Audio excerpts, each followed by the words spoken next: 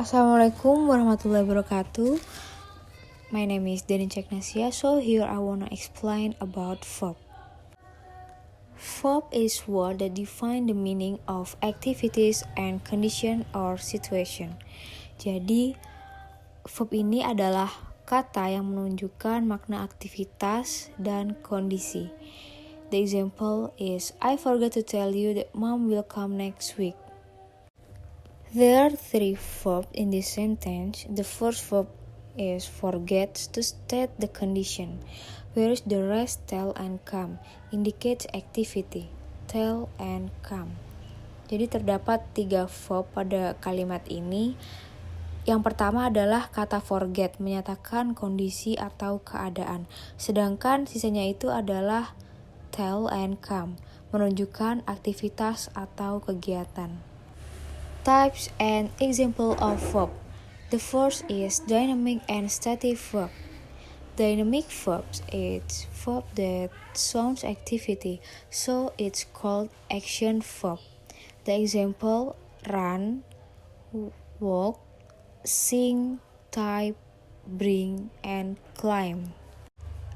Next is regular and irregular verb.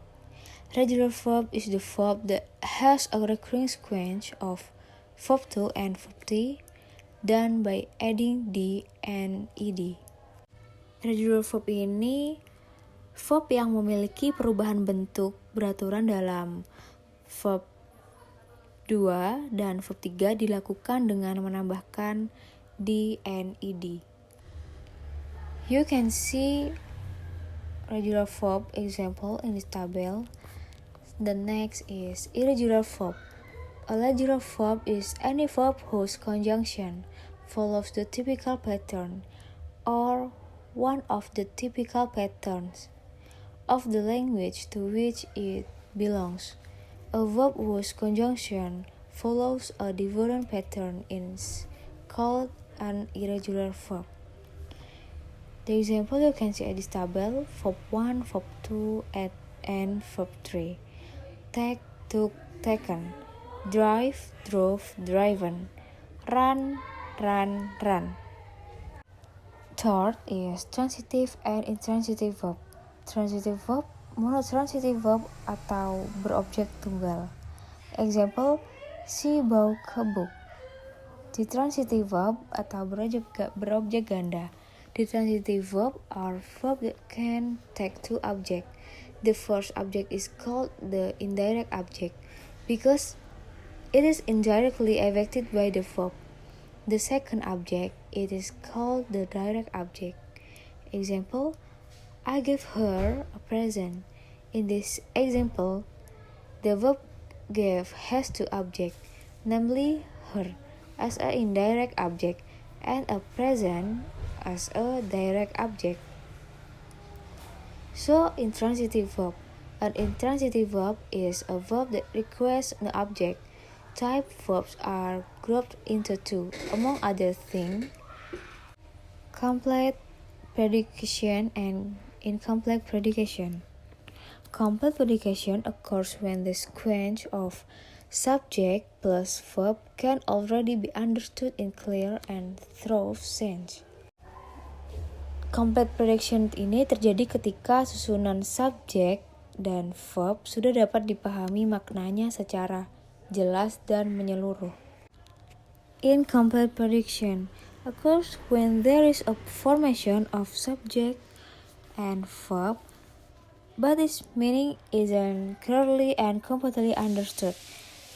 This intransitive verb still requires additives. Intransitif terjadi ketika terdapat susunan subjek dan verb, tetapi maknanya belum dapat dipahami secara jelas dan menyeluruh. Verb intransitif ini masih memerlukan komplement atau pelengkap. The verb function in English is ordinary. Ordinary atau kata kerja utama. According to its ordinate, a sentence can be divided into 2. Which is a verbal and nominal. A verbal is a word derived from a verb that functions in a sentence as a noun or modified rather than as a verb. An example, of verbal is the word writing, which is created from the word write concerned with the word rather than the substance of a text. And you can see in this PowerPoint, and nominal is a category that describes the use of part of speech in sentence. Dan secara khusus definisi nominal adalah kata benda, frase kata benda atau kelompok kata yang berfungsi sebagai kata benda. Kalian bisa lihat pada PowerPoint ini, contohnya ya. Auxiliary atau kata kerja bantu. An auxiliary verb is a verb that adds functional or grammatical meaning to the clause in which it occurs, so as to express tense, aspect, modality, voice, emphasis, and etc. Auxiliary verbs usually accompany an infinitive verb or a participle, which respectively provide the main semantic content of the clause. A list of verbs that can function as auxiliary in English is as follows: be, can, could, dare, do, and other. The example, each student is writing a composition. Jadi, verb auxiliary itu tidak memiliki makna yang jelas atau tidak berarti dan bermakna. Akan tetapi keberadaannya itu dimaksudkan untuk membantu tenses. Auxiliary menempati bagian sebelum verb terakhir. And that's all for me. This is my presentation. Wassalamualaikum warahmatullahi wabarakatuh.